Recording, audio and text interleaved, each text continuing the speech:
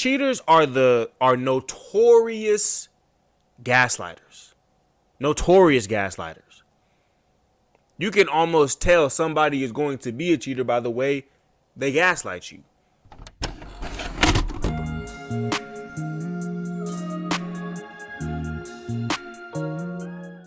Attack on Titan ends today. I couldn't be more sad. Come on now. I'm about to hit the iconic Eren Yeager.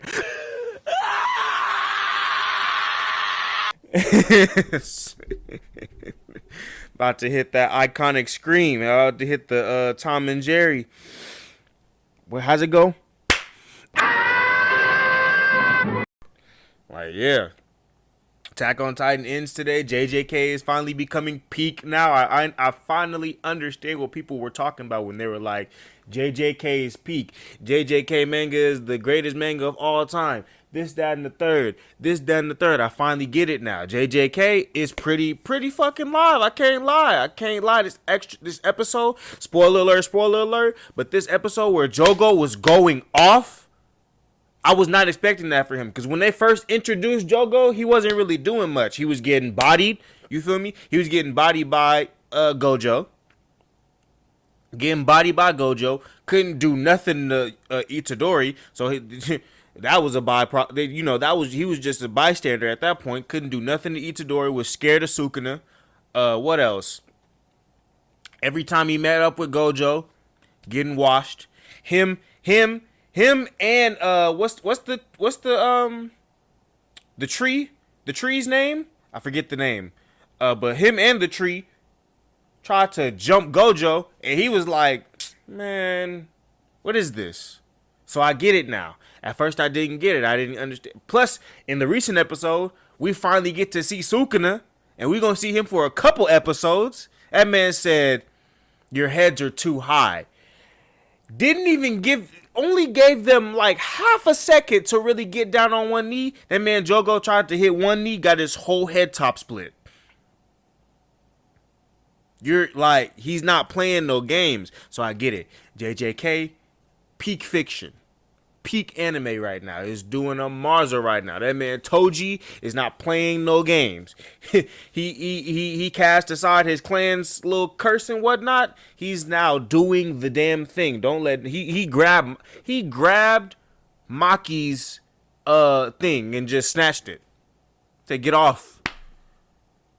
Then Maki got, spoiler, Maki got burned to a crisp. Nanami got burned to the craziest crisp. Shit wild. Shit crazy. But Attack on Titan is now ending. The special releases sometime today. I don't know. But by the time this comes out, I really hope y'all have watched Attack on Titan. For all you Attack on Titan fans out there, it's been a ride. It's been a journey. It's been the craziest journey, damn near a decade long. It's been crazy, but we here now.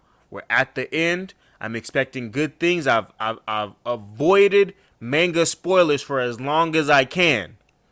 We're now at the precipice. Isayama, don't let me down. Studio Period, or is it Mappa this time? One of y'all, don't let me down. But anyways, I have a thread to start us off, and we're going to go ahead and get into it. The thread is, a cheater once said,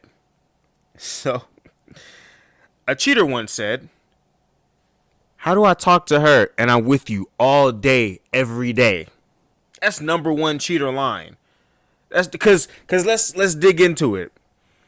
How can I cheat and you preoccupy my time?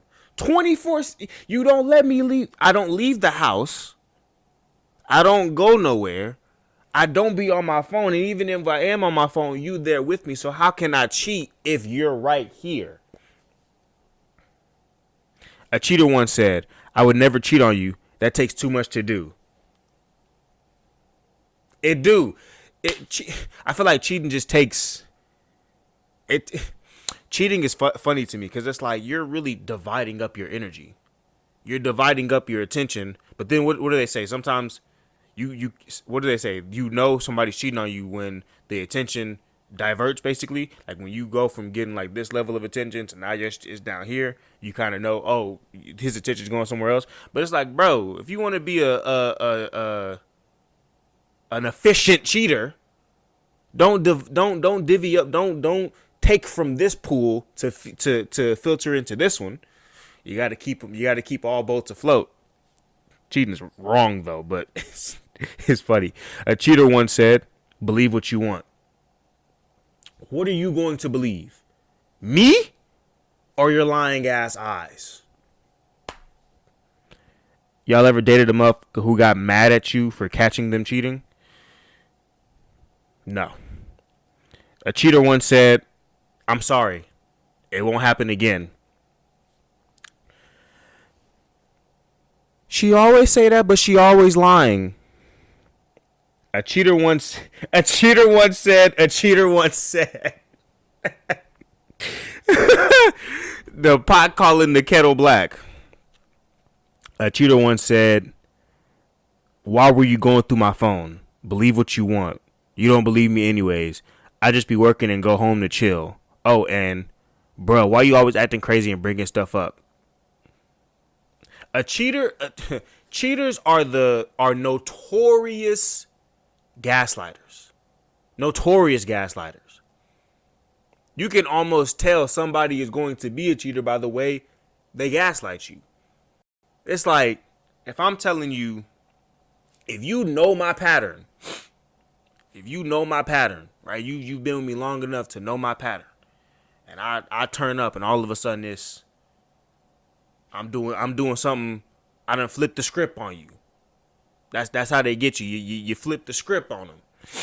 Not saying that's a bad thing. Sometimes you got to spice up your life, but let's say we flip the script on you. Okay? You like, hold on, nigga. You normally eat breakfast at 2:00 in the afternoon. What's up with this? 8:00 in the morning bullshit that you doing? When the hell did you start getting up so early on the weekends, right?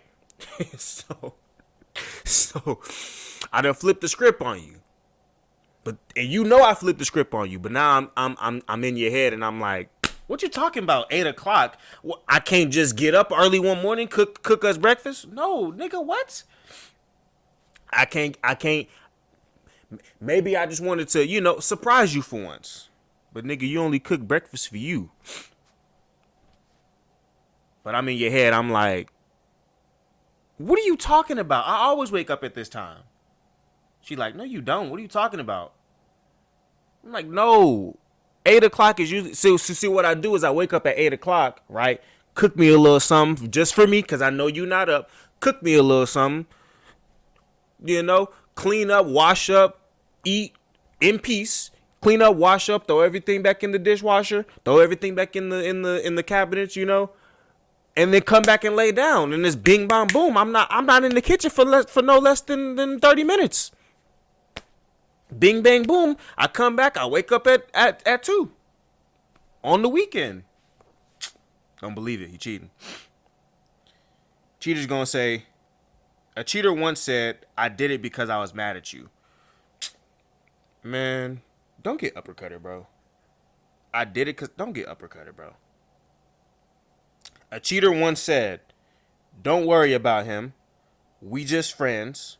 That's like my brother. We grew up together. That's insecure. I did that because you, blank, blank, blank. You knew when you met me."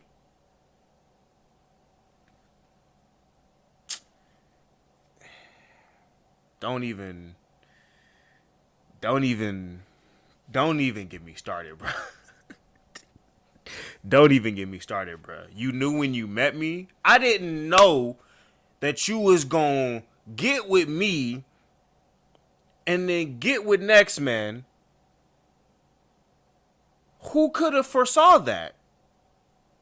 But here's the thing, you could foresee it, because low key, once a cheater, I wholeheartedly believe. Once a cheater, always a cheater. And it don't necessarily have to be in the same capacity, right? But once a cheater, always a cheater, bro. You cheat once, you're bound to do it again. Now, obviously, people can go through character development.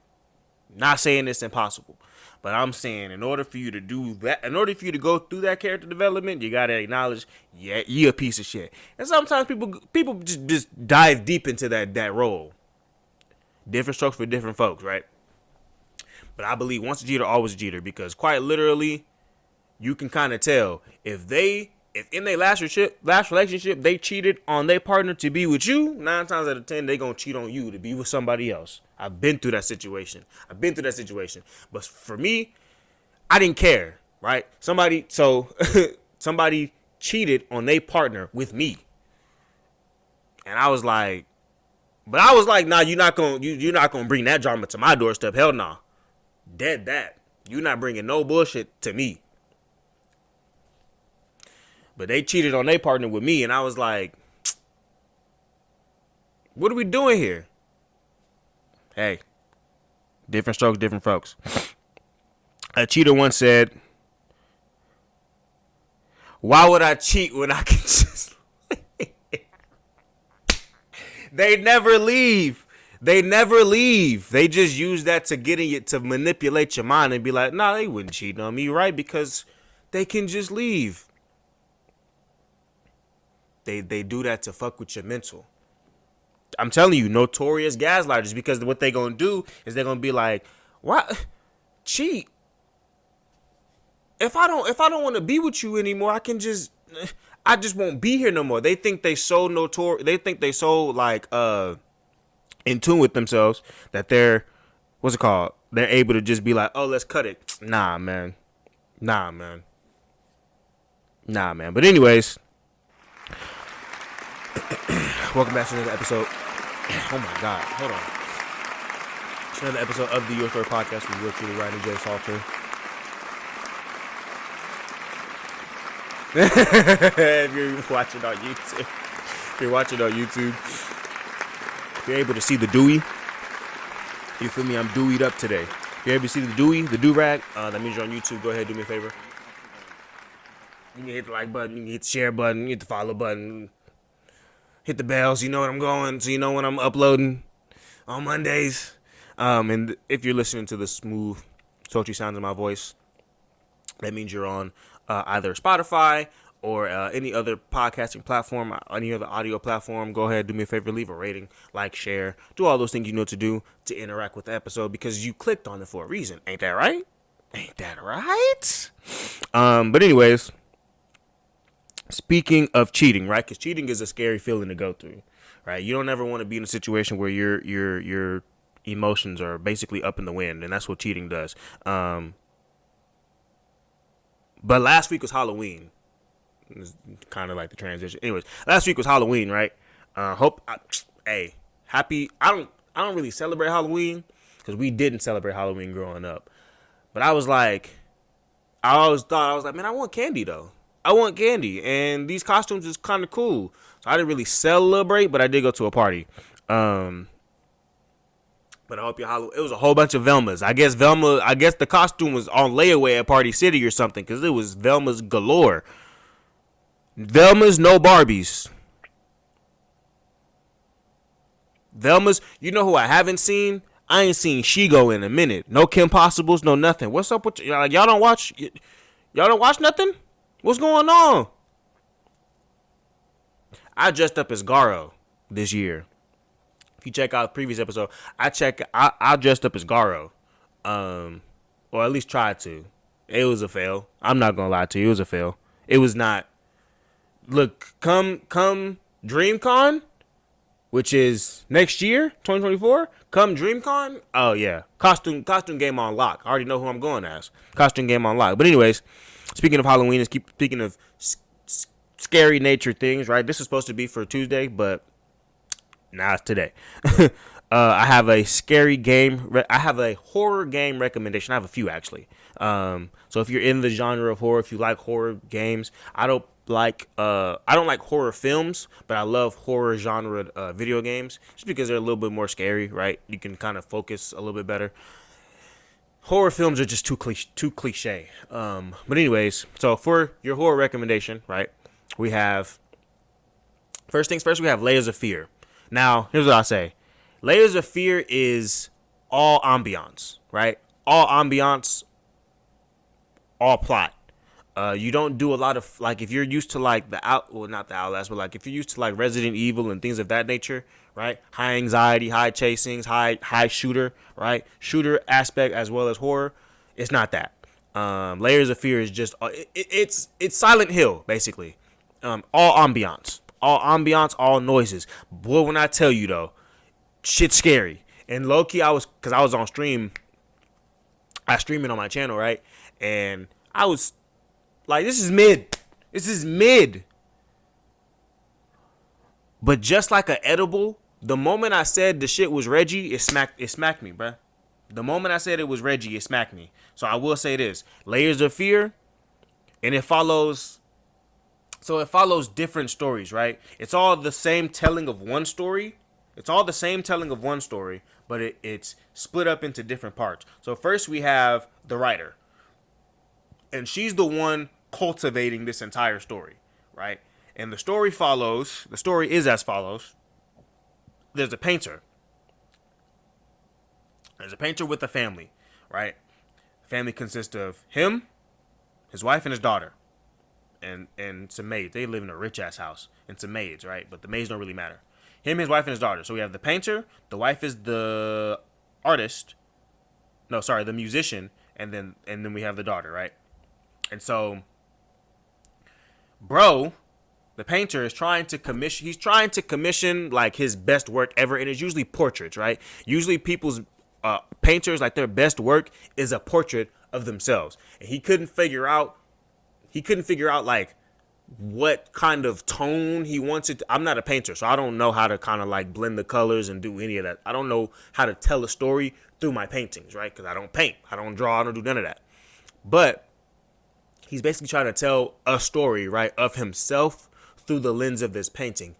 But in order for him to be able to do that, he had to tackle his past, right? He had to tackle his relationship with his daughter, his relationship with his wife, his relationship with his maids in the house, his relationship with his work, right? Because his work was garbage, and so within doing all that, he had to go through this mind space of bull, right, and tackle like the darkness and this and that and the third, all of his fears, hence the name Layers of Fear, all of his fears, in order to commission this piece. Excellent piece, by the way. But it basically follows his story, right? His moments of trying to commission a piece about himself. It follows the daughter and her creating a piece about herself, and then it follows the musician, the wife, and her creating a musical composition about herself. So yeah, that's Layers of Fear. Then, so for the second game recommendation, we have, what am I playing? Oh, we have, what is it called? Alan Wake. Now, Alan Wake is mid. In every sense of the word, it is mid. It is mid. But the story's fire. The story's fire. And it's convoluted, right? And hella confusing. But once the dots start connecting and you're up late at night and you're looking up, at the ceiling, whatever, and you're thinking back over this game and you're like, holy shit. Once the dots start connecting and once like everything starts coming into play, because what they're doing in Alan Wake is Alan Wake 2, sorry. Alan Wake 2. What they're doing is they're basically putting together, right, the motivation behind this recent murder, also coupled with Alan Wake, the main character, and how he plays into all of this. It's so convoluted and weird. If I tried to sit up here and really like explain it, it wouldn't make sense. It still doesn't make sense to me now. But the scary portions in there, the parts that really, really got me, they get you, because it's basically jump scares, right? Obviously, it's basically jump scares, but they're like, it's like an epileptic's worst nightmare. It's the best way I could put it.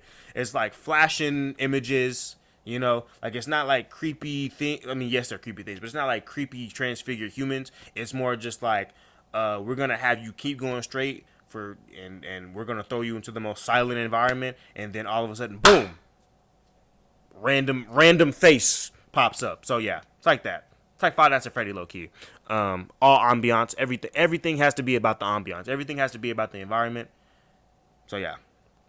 But anyways, that low key, like I think one of those games actually gave me a nightmare. I remember this one nightmare I was having a few nights ago, and basically, because dreams are funny. Dreams are funny. Dreams are subliminal messages, but I don't know what the hell this subliminal message was about, because I was with my I was with my mom and I was with my now ex-girlfriend, right? Or not, she's not even she's a person. I was with my mom and a friend of mine, right? And we were like walking in the woods or something. We're always like, any nightmare I have, we're always at some place we don't need to be. So we were walking in the woods and just kind of telling stories, you know, just kind of like chilling. We would, every now and then we would stop by a fire, or we would stop and set a fire. Chill, talk. I had my guitar. I was, you know, you feel me? And so we get to this house. Right? This 2-story old, like, wooden house, wooden shack, basically. Like, you would think that this was like somebody from the 1800s built this. So we get to this house, and they're downstairs. So I just go upstairs, look out the window, right? I'm trying to get a feel for this house. It's almost as if, like, if you've seen Last of Us, it's kind of like that, right? Like, you just stay downstairs, they're, you know, getting their bearings. I'm going upstairs, I'm just looking out into the distance, right? Trying to get a feel for the land, right? We're in the woods, though, so it's everything around us is just smoky. So we're in the woods, smoky and trees. So we're in the woods. I'm at the top of this house, and I'm looking out into the distance. I don't see anything, right? I'm not seeing anything. It's just barren woods, nothing. So I turn around, right, and I'm like, hey, guys, it's cool up here. Nothing's up here. We can chill, right, catch some Z's, go on about our day. So I'm laying. So it comes nightfall. I'm laying in the bed, right? And I hear a noise, because this house had the bathroom. In the bathroom, there was a mirror. So I hear a noise from this mirror, and I wake up. I'm like, let me go check it out, right? So I wake up. I go to the mirror. I hear let me see if I hear right on the mirror, on the glass. And so I'm already like, what the fuck is going on? This is in the dream. I'm already like, what the fuck is going on? Right? So I think nothing of it, because it was just a tap and then nothing else, right? I'm sitting there staring, Bloody Mary, I'm sitting there staring, right? Nothing else happens. So I go back to sleep. I then hear a knock on the glass. And I'm like, what the okay, that's the second time I done heard some on the window glass, right? Not in the bathroom, on the window glass. I'm like, that's the second time I done heard this. So I go towards the window. All of a sudden, I see a vivid face of a white lady, right? Pale. And I mean, like, this isn't like she's in the window. She's in, like, I'm seeing, like, it's almost as if I was seeing her in real time. She goes, she's coming. Nigga. Who's coming? Who's coming? So I'm seeing this in the dream. It's almost as if her face was plastered onto my eyelids, right? So I'm seeing this. I hear, she's coming. No, not like this, right? So I'm literally, at that point, in the dream, I had shut the windows. I'm like, everybody, get out of here. Somebody's coming. We need to go. So we book it in the dream. We're booking it, right? Out into the trees are gone now. So we book it into this like field.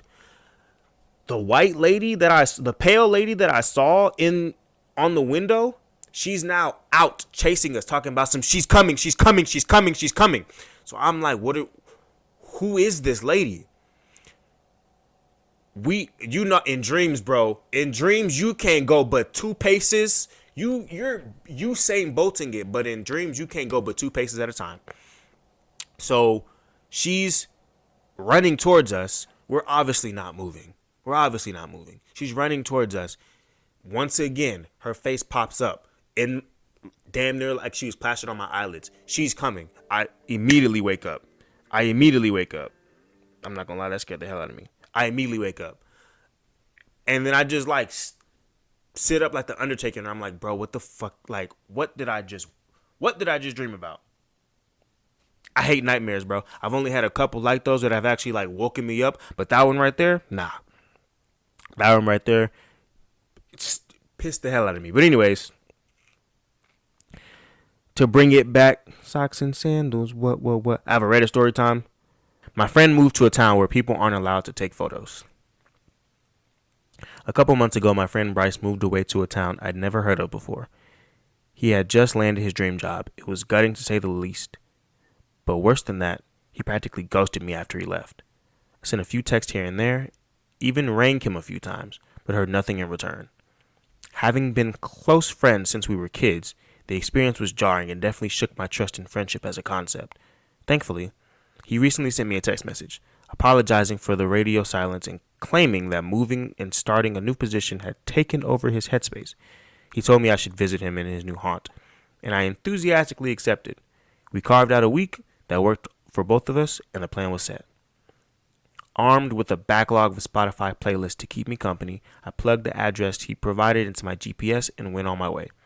It ended up being a lengthy and confusing drive through roads unfamiliar. Finally, I arrived in his neighborhood. I took in the scenery. This new neck of the woods was bizarre, to say the least. On the same street, housing tacky-looking detached homes, stood Gothic-looking manors, straight out of a Victorian novel. Way too many convenience stores here for such a small community. And did I mention the town center? Well, wouldn't you have it? It was a collection of skyscrapers piercing through the clouds that looked sleeker than anything I'd ever seen before in my city girl life. The town planner clearly had a fragments and personality. I pulled into the driveway of Bryce's fancy cottage. Really, Bryce? A cottage? Ran up the steps and rapped at the door. He peeked out through his living room curtains, and ever the goofball I knew and loved shot me a puzzled look for minutes before he finally opened the door. I flung into him and gave my brother bear a big hug. Dude seemed tense. "Friend," I exclaimed. "Rose, you're here," he replied. "Of course, dude.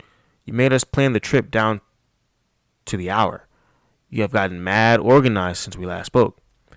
I settled into the coziest couch I could find in his living room and let the snug air of his new place flood my senses. It was blissful. I had to admire what he'd done with the place. It felt like the culmination of years of settling in, not someplace he had just signed a lease for. "Well," I started, "clearly you've struck it big with the new gig. All that's left for you now is finding a girlfriend you can do all that build a family nonsense everyone's been yapping about." "Yeah. Hey, let me get you some coffee, all right?" He walked into the kitchen. More curt than I remember him ever being. I wondered if the girlfriend comment threw him off. It was just a joke, friend. It's 'cause he love you. Stop with all this girlfriend nonsense. He returned moments later, coffees in hand. He handed me one of the mugs, then sat opposite me on another sofa. "So, I gotta say, this area, town, little city, Google wasn't helpful. This neighborhood is pretty quaint." He looked out the window. "Yeah, no, it's interesting." I waited for him to break his stare. He wasn't being particularly hostly. I interrupted with more small talk. "Well, how are you settling in? How's life?" He leaned back in his seat, scratched the back of his head. "Yeah, I'm settling in fine. It's been busy. Definitely spend most of my time thinking about work." "Yeah, tell me more about that. You were pretty tight-lipped about it on text.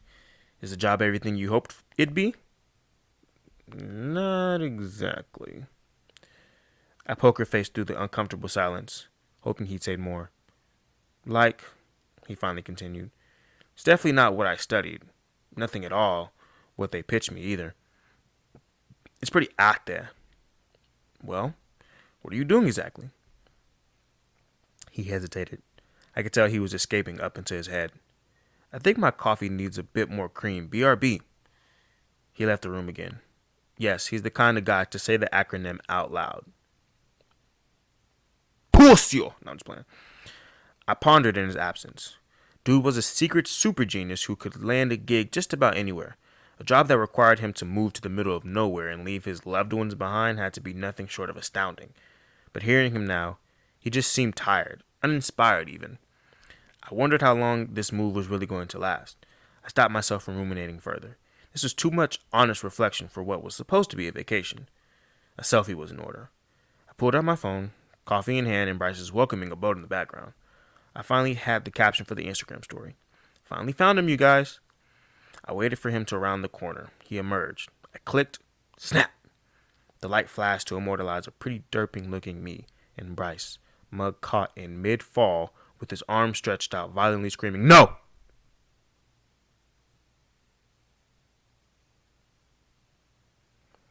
Paralyzed by his yell, I turned to clock the shattered mug and liquid coffee beans spilling onto his hardwood floor.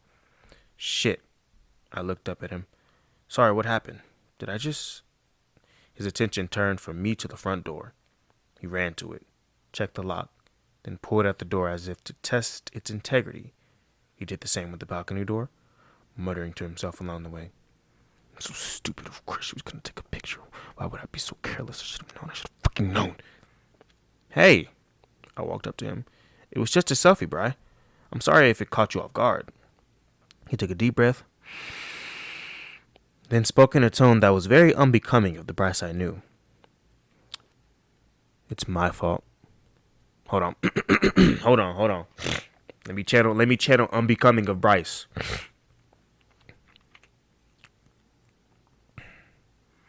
It's my fault. I'm the moron. You always take pictures. It's what you fucking do. And what do? I left you alone. Twice. I fucked us.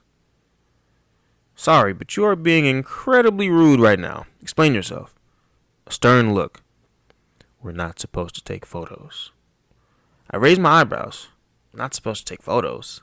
Of what? Your house? Anything. Anything at all in the town. I became convinced this was an elaborate bit he'd been planning in anticipation of my arrival. I chuckled accordingly. That sounds stupid? A touch of softness returned to his eyes. I was hoping I'd get the chance to ease you into the explanation. Fuck. There's no easy way to break this to you, is there? What on earth are you talking about? His glance returned to the living room window. He stared out for what felt like an eternity. I idled with him, secretly wondering if my friend had become a head case since I last saw him. He'd never shown signs of being particularly paranoid or volatile, but maybe something had changed since the move. The sound of soft tapping against the window wasn't immediately obvious. When I noticed it, I saw a silhouette in the front yard below. Someone, or rather something, was outside, stretching and reaching to try to peer into our elevated living room window. Hide behind the sofa, said Bryce.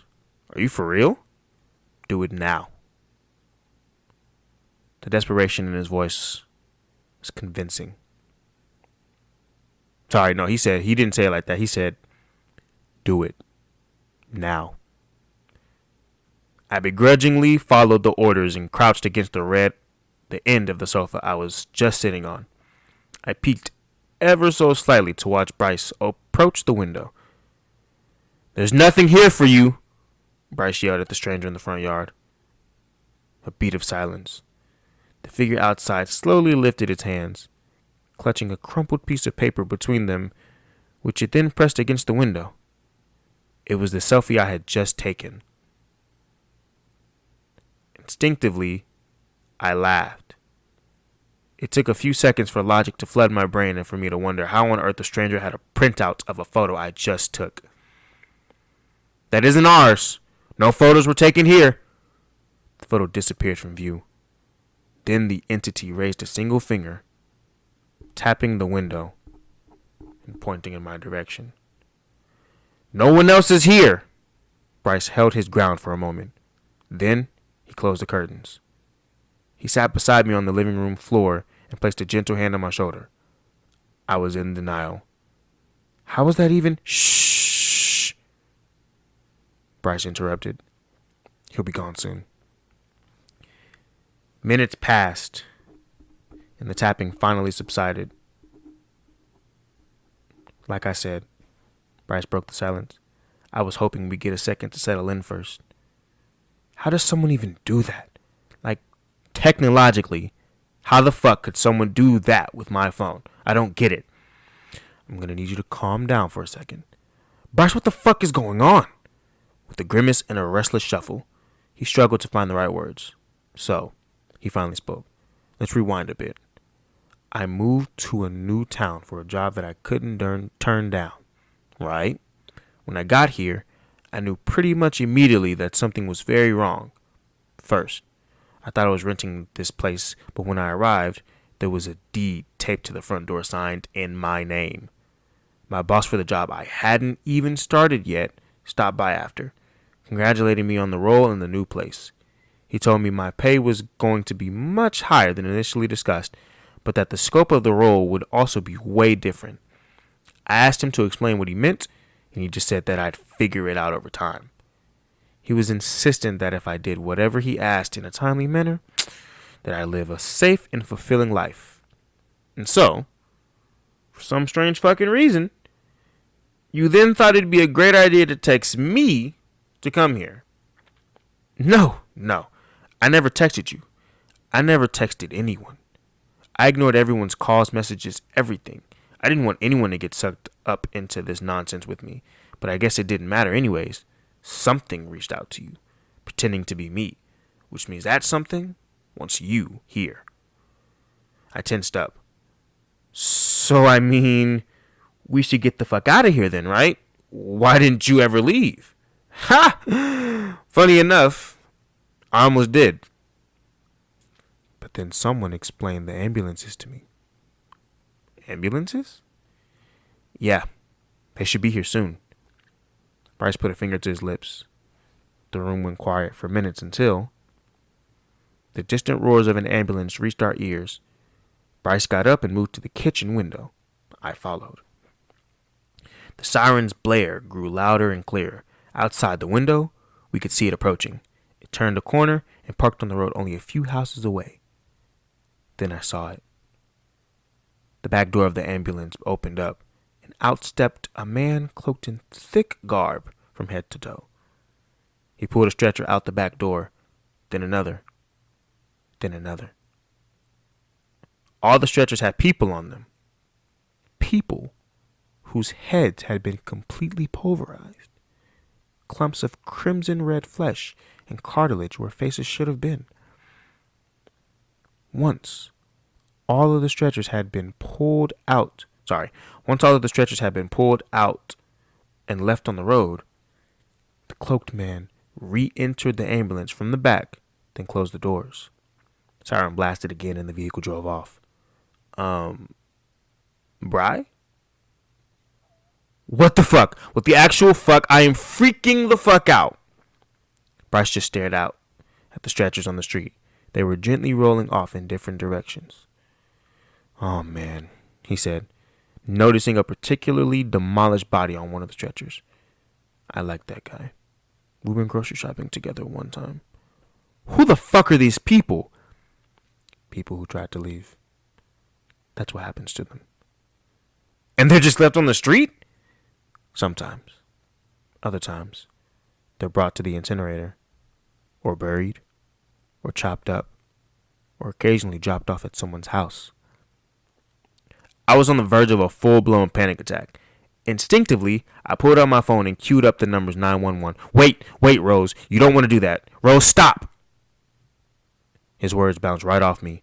My brain was on autopilot. My body was moving on its own. I ran into one of the rooms, slammed the door shut, and then leaned against it. He knocked violently. Cue up. He knocked violently. Rose, you don't know what you're doing. Please, hang up. Please. Everything was fine. I had a half-baked plan in mind. I would call the number, then ask the operator to transfer me to a different county, the NYPD. They know what to do. I hit call and waited for an answer. Finally, 911, what's your emergency? Hi, I replied. First off, timeout. Who's replying hi to the 911 operator, bro? What is this? Bitch, they got people out here with headless gurneys. Like, no. Hi, I replied. I need to get connected to the closest police department outside this jurisdiction. Maybe New York's? Sure. Can you let me know what your emergency is? Bryce pounded with even more force. Yeah, so there was an ambulance. It stopped on our street. It had bodies in it.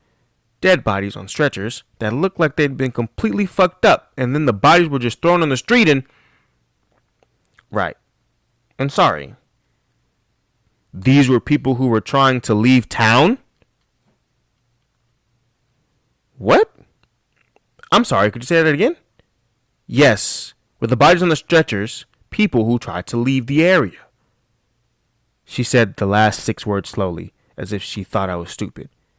So she said, yes, were the bodies in the stretchers, people who tried to leave the area. Stunned, I tried to redirect her back to the point.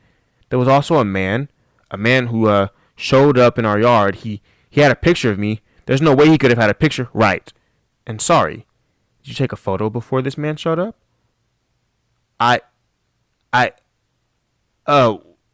What?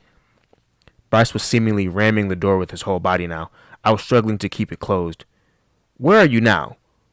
We can send someone to you immediately. No thanks. Are you sure? Ma'am? I promise it'll be fun.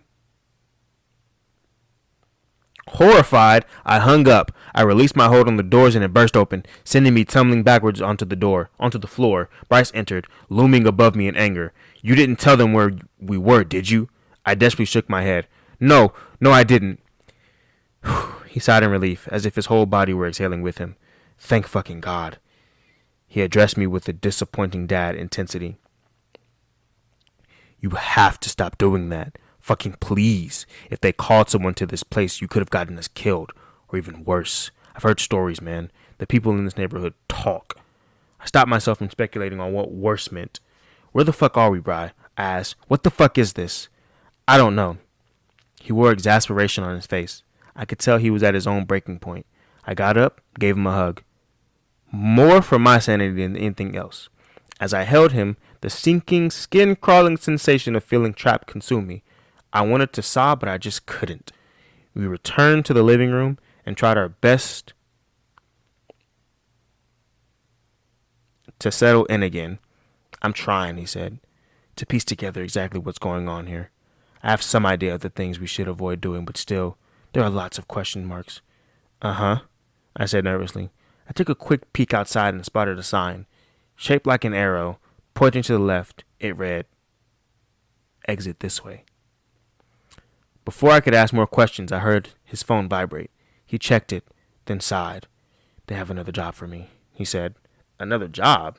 Yeah, a task I was hoping I could avoid for some time. Wish me luck. He went back to his room. When he emerged, he was wearing a cloak not too dissimilar to the one the ambulance driver was wearing. He left some time ago now. He gave me some clear directives before stepping out. Keep the doors locked until he's back, and try not to panic. I'll try not to overthink the second one. He also showed me a special hand signal that he'd use when he comes back. He told me that I should, under no circumstances, open the door until he flashes the gesture. It's a good thing he told me, because only an hour after he left, it felt like he had already returned. He's standing at the door now, softly knocking while wearing a wide smile on his face. He hasn't flashed a signal yet, so I'll probably hold on letting him in. And that was part 1. Again, my friend moved to a town that doesn't allow pictures. This has been the Creepypasta episode. of the Your Story podcast. Thank you for joining me. If you clicked on this video and you made it this far, thank you. I just want to take up a little lunch break. It's nothing too personal. You are loved on the Western Front. Make sure to do your daily affirmations. You is kind, you is special, you is important, or whatever Celie said in color purple. Till next time, you feel me? If you're on YouTube, you know what to do. Like, share, follow, subscribe. If you're listening to the smooth, sultry sounds of my soothing voice up there on the Spotify, go ahead, leave a rating, 5 stars preferable. You know what it is. Damn, my arm's long as hell. I'll catch you on the next one. Peace.